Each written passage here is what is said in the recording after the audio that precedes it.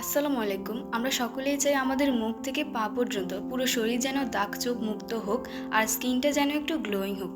কিন্তু সেটা শুধু চাইলেই তো আর হবে না, তার জন্য একটু যত্নও করতে হয়। তার জন্য আজকে আমি আপনাদের সাথে শেয়ার করব এমন একটি বডি স্ক্রাব যেটি লাগালে মাত্র একদিনেই আপনারা রেজাল্ট পেয়ে যাবেন। তো চলুন কথা না বাড়িয়ে শুরু করা যাক। প্রথমেই আমাদের লাগবে মসুর ডাল। মসুর ডাল ত্বকের উজ্জ্বলতা বাড়াতে এবং ত্বককে সতেজ রাখতে সাহায্য করে। পাশাপাশি ত্বক থেকে ক্ষতিকর উপাদান বের করে দিয়ে ত্বককে সুন্দর করে তুলতে বিশেষ ভূমিকা রাখে মসুর ডাল। এরপর লাগবে চাল। প্রাচীনকাল থেকেই জাপানের নারীরা রূপচর্চায় চাল ব্যবহার করে আসছেন, যে কারণে অন্যান্য দেশের রমণীর তুলনায় তাদের স্কিন যথেষ্ট শাইনি। এরপর লাগবে আলু। আলু অবশ্যই খোসাসহ নিতে হবে। আলু আমাদের স্কিনের ডার্ক স্পট দূর করতে সাহায্য করে। আলুর মধ্যে একটা ব্লিচিং উপাদান রয়েছে, যেটা আমাদের ত্বককেও কিন্তু ভালো রাখে এবং অনেক ব্রাইট লাগে নিজেদেরকে।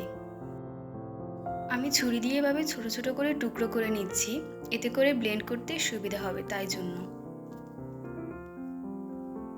তারপর লাগবে লেবু। লেবুও খোসাসহ নিতে হবে ছোট ছোট টুকরো করে নিয়ে। লেবুতে রয়েছে প্রচুর পরিমাণে ভিটামিন সি। এটা আমাদের স্বাস্থ্যের জন্য যতটা উপকারী ঠিক ততটা আমাদের স্কিনের জন্য উপকারী। আর লেবু ব্যবহারের পর অবশ্যই রোদে যাবেন না, এতে করে জ্বালাপোড়া হতে পারে। অয়েলি স্কিন যাদের, তারাও লেবু ব্যবহার করতে পারেন অনায়াসে।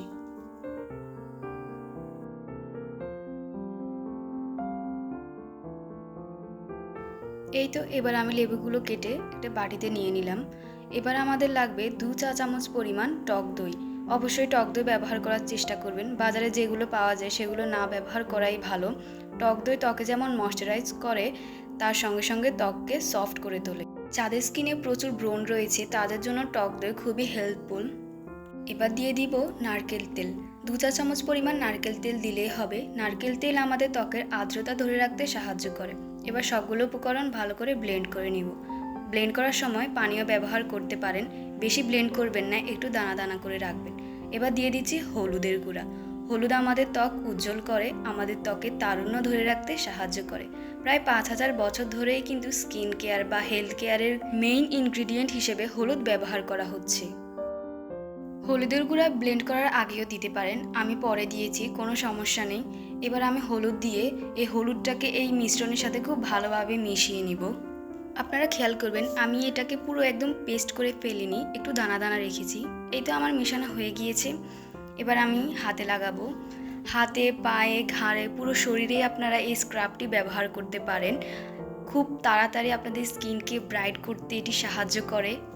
প্রথমবার লাগালে আপনি এটার পার্থক্যটা বুঝতে পারবেন। এটা আপনাদের স্কিনকে, আপনাদের পুরো শরীরটাকে ঠিক কতটা ক্লিন করবে এবং আপনাদের স্কিনে যত রকমের ডার্ক স্পট আছে সবগুলো একদম রিমুভ করে দিবে। যাদের সামনে বিয়ে তারা এটি ব্যবহার করতে পারেন, তাহলে আপনাদের বিয়ের দিন আপনাদের স্কিন আরও বেশি ব্রাইট দেখাবে। আপনাদের হাত, পা, পুরো শরীরের স্কিন একদম সফট এবং নরম তুলতুলে দেখাবে। রোদে পোড়া যে কোনো কালো দাগ দূর করতে এই স্ক্রাবটি খুবই কার্যকরী। এই স্ক্রাবটি আপনারা সপ্তাহে 2 দিন ব্যবহার করতে পারবেন এবং 3 দিন পর্যন্ত ফ্রিজে স্টোর করে রাখতে পারবেন। 10 থেকে 15 মিনিট পর্যন্ত রাখতে হবে। এরপর শুকানোর পর ঠান্ডা পানি দিয়ে ধুয়ে নিতে হবে। এই তো আমি আমার হাত ধুয়ে নিয়েছি। আপনারা দেখতেই পাচ্ছেন আগের তুলনায় আমার হাতটি কতটা সুন্দর দেখাচ্ছে। আজকে এই পর্যন্তই। সবাই ভালো থাকবেন। আল্লাহ হাফেজ।